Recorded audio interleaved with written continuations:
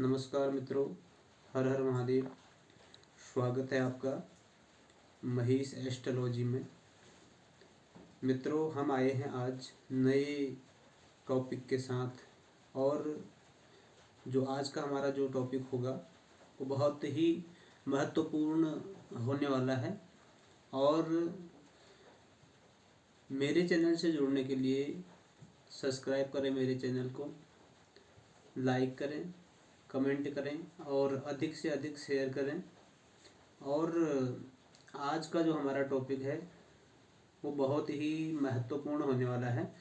और हम जिस स्थान पर हम रहते हैं तो वो सबसे पहले पवित्र हो और वो भूमि हमारे लिए योग्य हो, और ऐसा हम चाहते हैं।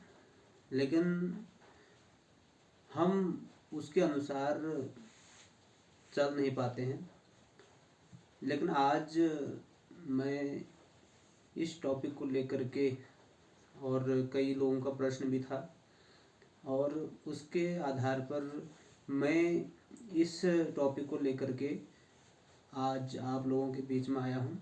और हमारा जो आज का टॉपिक होगा वो वास्तुशास्त्र के ऊपर होगा, क्योंकि हम जिस स्थान पर रहते हैं तो उसका हमारे योग्य होना और हमारे लिए वो शुभ फलकारक हो, ऐसा हम चाहते हैं। लेकिन कई चीज़ें ऐसी हैं कि हम उसके अनुरूप हम चल नहीं पाते हैं। इसलिए आज का जो टॉपिक है वो मेरा प्रयास रहेगा कि आप लोगों को वास्तुशास्त्र के विषय में कुछ महत्वपूर्ण जानकारी दे सकूं। और वास्तु दोष जो होता है वो सबसे घातक है, और उसको समझने का प्रयास हम लोग नहीं करते हैं। लेकिन सबसे ज़्यादा कोई चीज़ अगर हमें प्रभावित करती है तो वो वास्तु शास्त्र के हिसाब से वास्तु दोष है। और कहा गया है कि वास्तु के हिसाब से अगर हम चलेंगे, हर कार्य हम वास्तु के हिसाब से अगर करेंगे तो जिस स्थान पर हम रहते हैं वो हमारे लिए फलित होगा। और जो हमारा जो टॉपिक होगा वो वास्तुशास्त्र के ऊपर होगा। और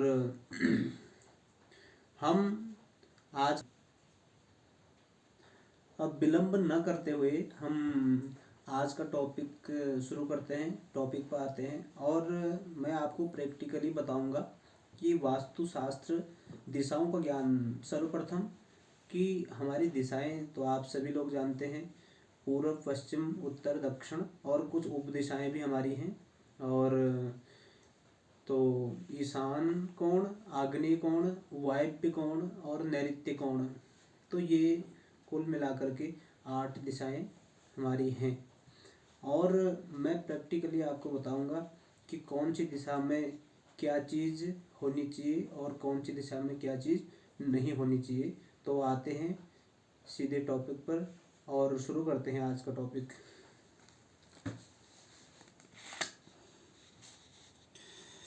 तो मित्रों, हमने यहाँ पर लिया है एक चार्ट, और इसमें हमने सारी दिशाएं दर्शा रखी हैं।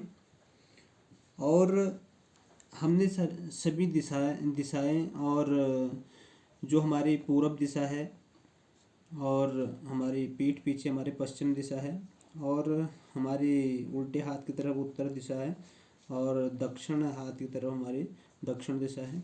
और इनके बीच की जो दिशाएं हैं, ईशान कोण, अग्नि कोण और वायव्य कोण और नैऋत्य कोण। तो मित्रों, वास्तु के हिसाब से कौन सी चीज़ और कौन हमारी जो ये दिशाएं हैं कौन सी दिशा में होनी चाहिए, वह भी मैं आपको बताता हूँ। और ईशान कोण, सबसे पहले तो हम लेते हैं पूरब दिशा, जहाँ हमारा फेस है। और पूरब दिशा, तो ये पूरब दिशा है और ये हमारी उत्तर दिशा है। तो पूरब और उत्तर दिशा जो है ये हमारे ये है इसके बीच की जो ये दिशा है ये हमारा ईशान कोण है। तो ईशान कोण में हमारा इसको दैवीय कोण भी बोलते हैं, दैवीय कोण। ये दैवीय कोण भी कहलाता है। यहाँ देवी देवताओं की स्थापना और हमारा पूजा स्थल होना चाहिए, पूजा स्थल होना चाहिए ईशान कोण की दिशा में। और ये हमारी पूर्व और दक्षिण दिशा के जो बीच की जो दिशा है ये हमारी आग्नेय कोण है। तो आग्नेय कोण में क्या होना चाहिए? किचन, अर्थात ये हमारा रसोई घर, रसोई घर आग्नेय कोण में ही होना चाहिए। और हमारा जो उत्तर और पश्चिम दिशा जो है हमारी, इसमें वायव्य कोण है। लगभग ये इसको खाली रखना चाहिए, इसमें ज़्यादा कुछ ना करते हुए इस पार्ट को खाली रखें। और जो दक्षिण पश्चिम के बीच की जो दिशा है ये नैऋत्य कोण है, इसको राक्षसीय कोण भी बोलते हैं। ये कोण राक्षसीय कोण भी कहलाता है। तो यहाँ क्या होना चाहिए? हमारा लैट्रिन बाथरूम का ये हिस्सा होना चाहिए।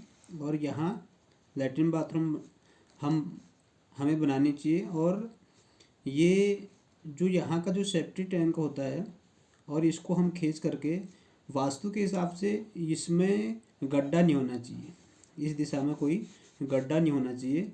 तो इसका जो टैंक होगा तो वास्तु के हिसाब से हमको खींच करके इस दिशा में लेना चाहिए और इस दिशा में हम इसका टैंक रख सकते हैं। और ये हमारा केंद्र है,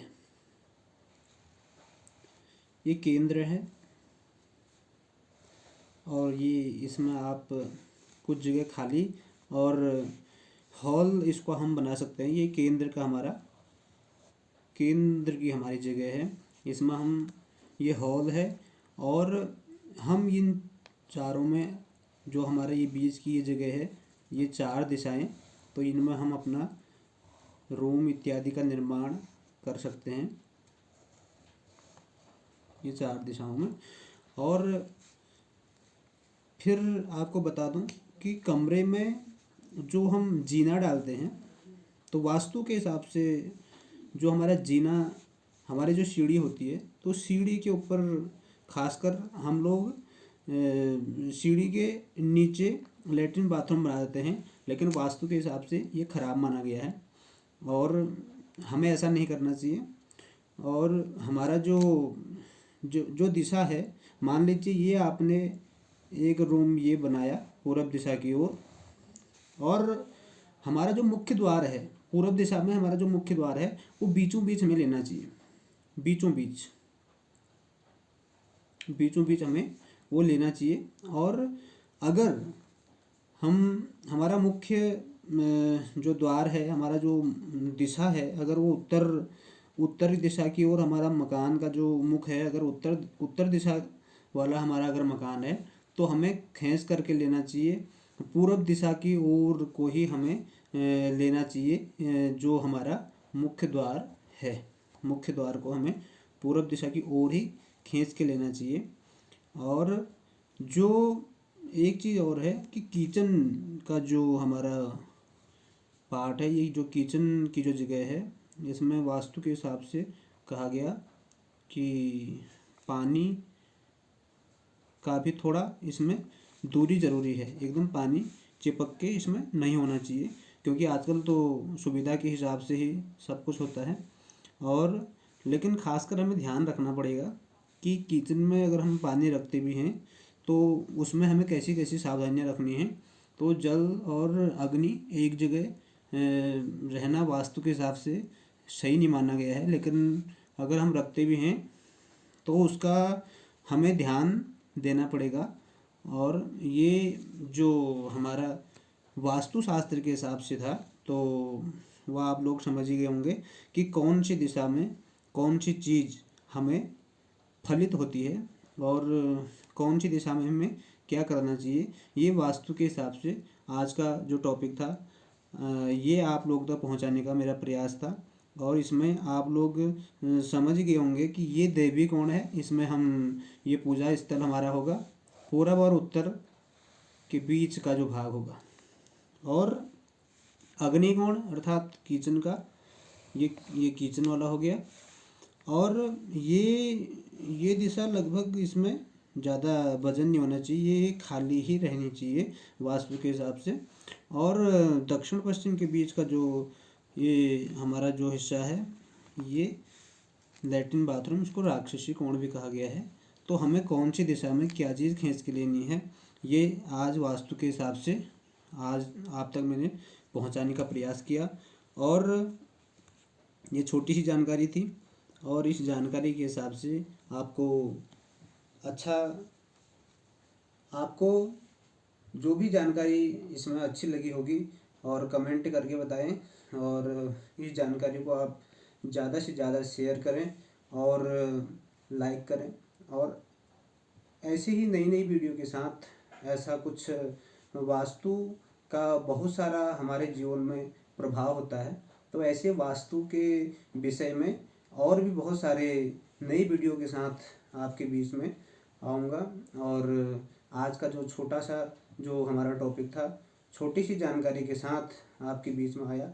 और आप इस जानकारी को ज़रूर देखें, और जहाँ पर हमने कहीं गलती कर भी ली हो तो हम उसको दोहराएं ना, और हम और लोगों को भी सचेत करें। तो यही मेरा इसका वीडियो बनाने का मकसद भी था। और आज के विषय में यहीं पर जो जानकारी थी और छोटी सी वीडियो के साथ मैंने आप तक पहुंचाई। और इसमें जो भी आपको अच्छा लगा हो और ज़रूर बताना, कमेंट करके शेयर करना, लाइक करना, सब्सक्राइब करना। जय श्री राम।